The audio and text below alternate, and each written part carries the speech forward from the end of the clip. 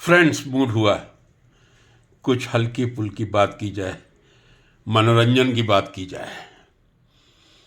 एक विचार मेरे दिमाग में आया था।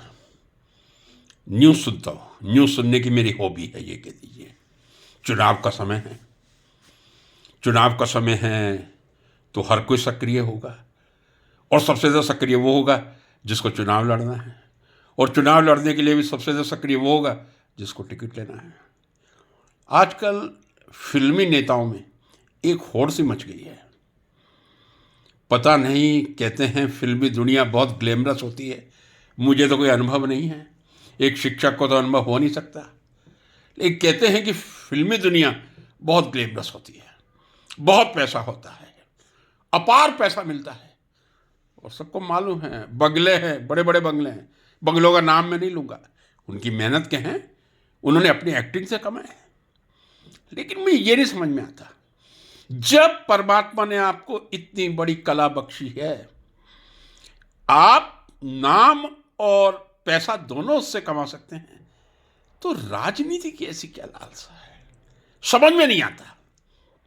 दिमाग लगाने की कोशिश करता हूं, लेकिन अपने आप को असमर्थ पाता हूं। शायद आप लोगों के दिमाग में आए तो आप जरा कमेंट बॉक्स में लिख दीजिए, ऐसी क्या मजबूरी है कि फिल्मी दुनिया की चकाचौंध छोड़ के राजनीति में आ रहे हैं। हमारे गोविंदा जी अभी कुछ दिनों पहले किसी ज़माने में कांग्रेस में आए थे, और मुझे अच्छी तरह याद है 2004 का वो वर्ष था जब कांग्रेस से सांसद चुन के आए थे और सोनिया जी ने प्रधानमंत्री बनने से मना किया था, तो गोविंदा जी की आंखों में आंसू भी आ गए थे।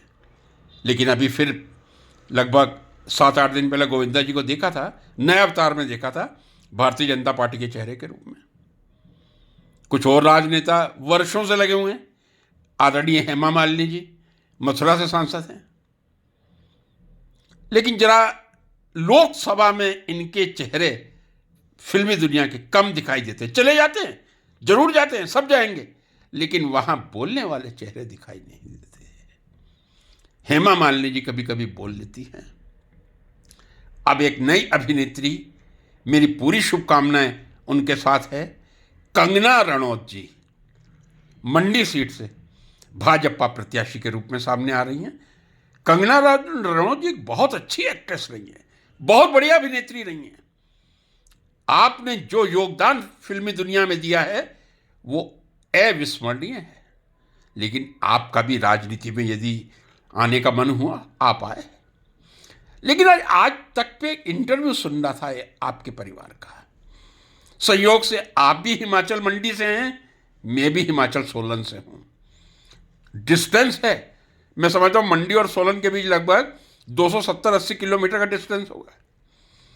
लेकिन जब एक पारिवारिक सदस्य ने आज तक पर यह कहा, कंगना रनौत जी हिमाचल से फिल्मी दुनिया में जाने वाली पहली वो महिला थी, जब हिमाचल से कोई नहीं गया था, हिमाचल को कोई नहीं जानता था।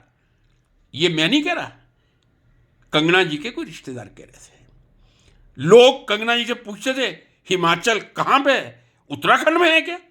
तब मेरा मन को दुख हुआ। मैं भी हिमाचली हूं, मैं भी सोलन का हूं, मैं जानता हूं जब से हिमाचल बना है, चाहे वो पंजाब का भाग था या पंजाब से 1971 में अलग होकर इंडिपेंडेंट हिमाचल बना है, हिमाचल की एक अपनी आइडेंटिटी रही है।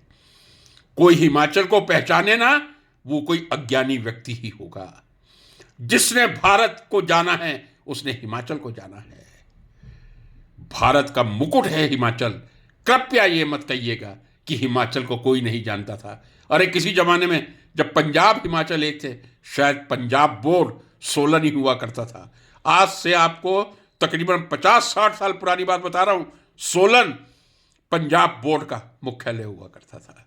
तो अभिनेता आए, स्वागत है उनका, जरा वक्तव्य देते समय किसी की भावनाओं को ठेस ना पहुंचाएं, यही कहना चाहूंगा।